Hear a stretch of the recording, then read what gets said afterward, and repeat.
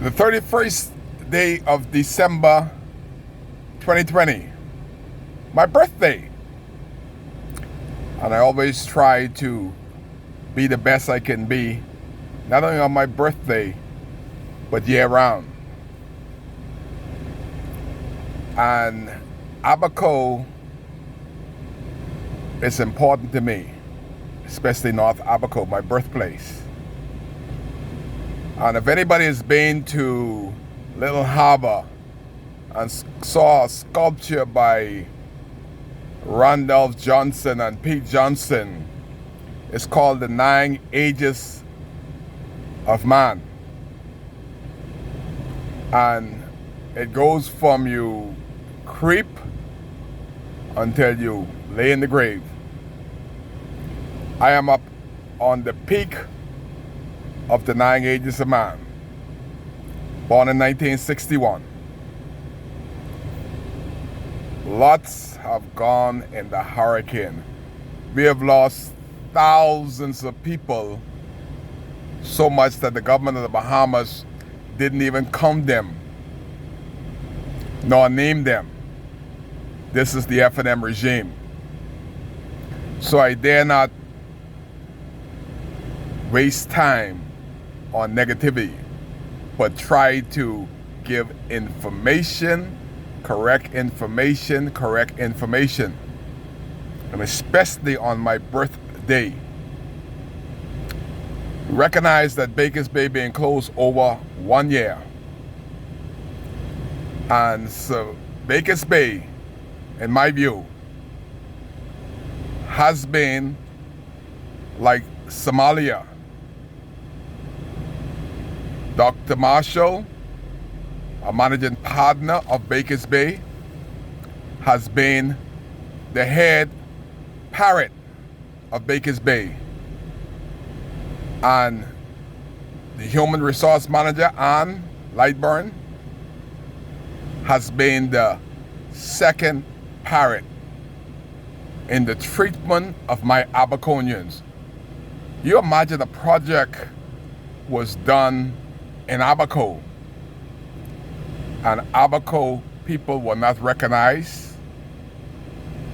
And especially, it is so hard for a black person to pocket up money to send their kids to college and get the same degree as the white expatriates. And they're coming into their island and getting all the perks. When we have the same degree, we have 10 years of experience, but we still cannot get to that managerial position. The white folks that come to work to manage us, they could go at the bar, they could go at the restaurant, they could congregate. The blacks that working in Baker's Bay is not allowed, them nor their families, nor the co-worker, is allowed to eat in the restaurant. They're not allowed to have a social at the bar. And Baker's Bay have a Bahamian license to operate a bar. Yet no Bahamian, including the Prime Minister of the Commonwealth of the Bahamas, is allowed to go at the bar or the restaurant or in the rooms in Baker's Bay. It is Somalia and South Africa all in one. And it's not Michael Melman, the CEO. It is because the niggerless ways of Dr. Livingston Marshall that goes and get these work permits to make sure that these expatriates take the jobs of Bahamians. And boy, do they get perks. When Bahamians, every time they go on that boat at night, they're putting their life in danger with these shallow water captains that we saw keep running the boat aground for years in the harbor. So if the captain is running the boat aground in the harbor, you know that Bahamians, Abaconians, were putting their life in danger on the seas. And all that hardship that they endure to make Baker's Bay the best little place in the Caribbean, management didn't promote them because of the pigmentation of their skin, because they are black Abaconians and a black Nassauian. Two of them is the one that stopped them from excelling. After going to college, they still had to start at the bottom. And somebody said, we're at the same level. How could it be at the same level when they got a 20-yard head start in the front of us? It's impossible. If you put us on the same starting line, we will finish first. An example, all the unemployment in this country, Dr. Livingston Marshall brought Mexicans in. Free airplane, free food, free accommodation. When Bahamians, Abaconians today, don't have any accommodation after Hurricane Dorian. But Bakers Bay, with its managing partner, Dr. Livingston Marshall, they have promised 40 homes. Who will get these homes? Would it be employees of Bakers Bay? Would it be the needy? Or would it be FNM that Darren Henfield and James Albury handpick? Who would do the picking? And when will this be completed? When will it start? The free homes for all the free stuff that the government of Bahamas has laid out for Bakers Bay, that they don't have to pay duty on a toothpick for the rest of their lives.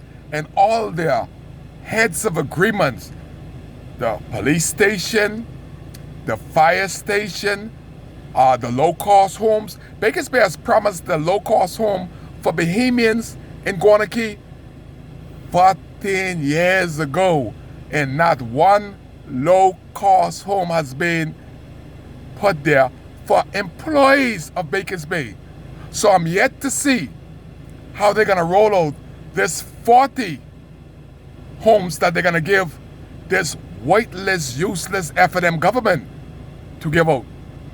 When 14 years it was in the heads of agreement that this would have been edged out first in Guanakee for employees of Bakers Bay, where they would have their own police station, their fire station, their own school, their own library, their own mini clinic.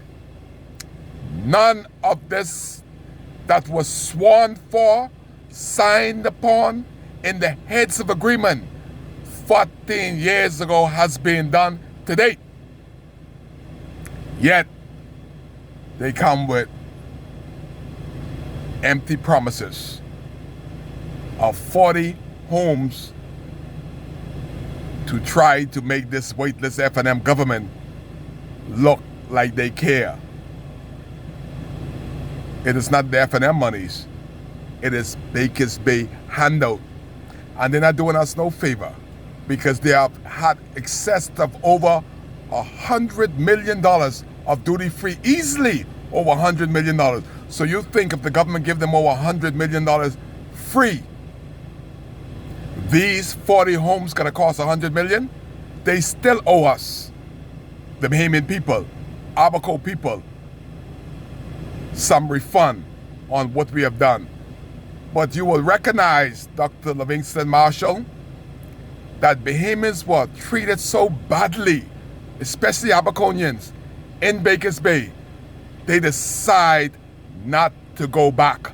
Don't care what y'all are offering, because they have had enough of the bad treatment in their own township when the whites are getting free housing, free schooling for their kids, all types of perks. All they are getting is handout on top of handout, monies on top of monies. Jeff Jones is an example. He have already made over excess of $5 million which Bahamian from North Abaco has made $1 million from and in Bakers Bay. This is my birthday prayer. This is my everyday prayer. This is my New Year wish, that we'll have some leaders in this Commonwealth of the Bahamas that are not putting black on black racism and stopping us from excelling through our true potential. It is government and the waitlist Department of Immigration that is handing out these work permits like hotcakes, and they don't recognize that the monies, all the monies, are staying and going overseas when this government and this country need all the money they could get. They're still not wise to continue to handle this work permit that the monies will get sucked, make in the Bahamas, but spend outside the Bahamas. That is not an FNM government that says they care for Bahamians and putting Bahamian first. So far, in 3 years, we are gone further down the economical ladder under this FNM regime than any other ministry, government in the history of the Commonwealth of the Bahamas. I just want to say happy birthday to myself, trying to love myself, because this country doesn't think that black people should benefit in this country more than foreign expatriates. There's an example right out there in the Abaco Club, but today I'm talking about Bakers Bay. Y'all have lost a lot of good, decent, hard-working Abaconians that will not return to Bakers Bay because Bakers Bay is anti-black. Kai cares. Kai appreciates you guys. You vote for Kai, and Kai will sit at the table of decision makings to make sure that Abaco get the first slice of the pie. Kai cares. Happy 2021.